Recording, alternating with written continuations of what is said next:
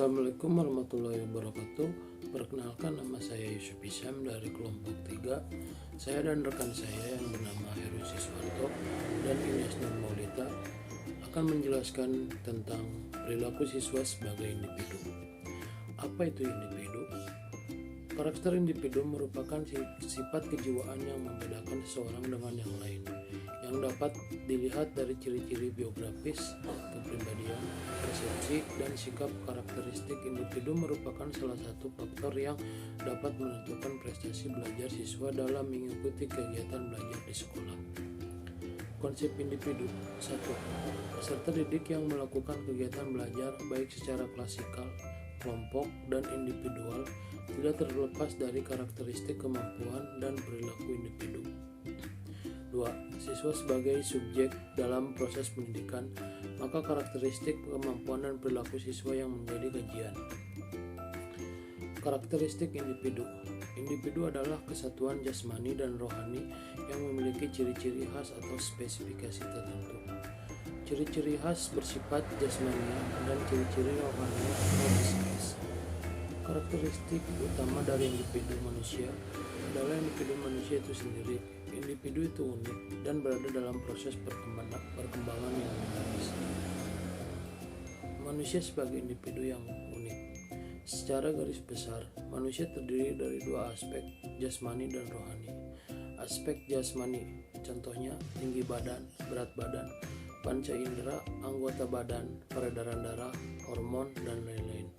Aspek rohani, contohnya kecerdasan, bakat, kecakapan hasil belajar, sikap, minat, motivasi, emosi, dan perasaan, watak, kemampuan sosial, kemampuan bahasa, interaksi sosial, dan lain-lain.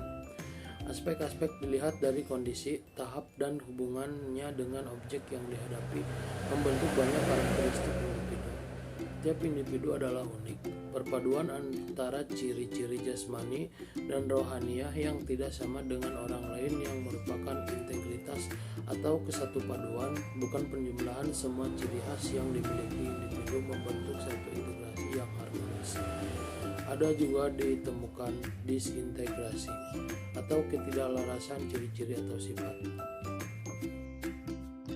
Manusia berkembang dinamis. Perkembangan tidak hanya dialami oleh manusia, tetapi dialami juga oleh binatang dan tumbuhan. Perkembangan kuantitas, tumbuh perkembangan keterampilan pada binatang, membuat sarang, menangkap mangsa, berkelahi diperoleh secara instinktif.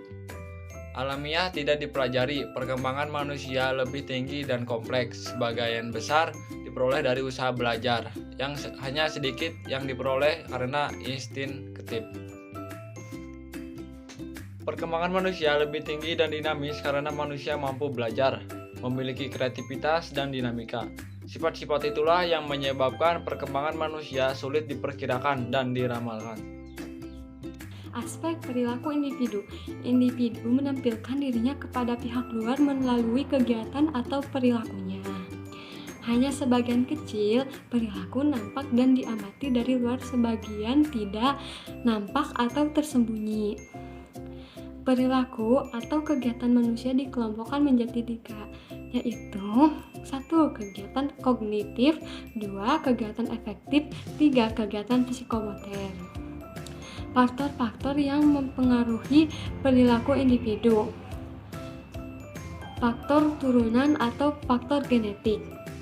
Ada lagi faktor lingkungan. Sekian penjelasan dari kelompok kami tentang perilaku siswa sebagai individu. Mohon maaf untuk kekurangannya. Terima kasih atas perhatiannya. Diakhiri dengan billahi taufiq wal hidayah. Wassalamualaikum warahmatullahi wabarakatuh.